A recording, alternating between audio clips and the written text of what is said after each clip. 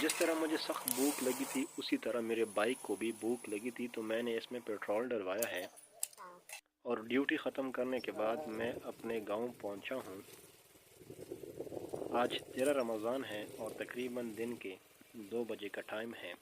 اور گاؤں میں مکمل خاموشی ہے۔ گاؤں پہنچنے کے بعد میں نے نماز پڑھی ہے اور نماز پڑھنے کے بعد میں نے تھوڑا سا ریسٹ کیا ہے، اور ریسٹ کرنے کے بعد میں باہر نکلا ہوں تو بچے کھیل رہے تھے۔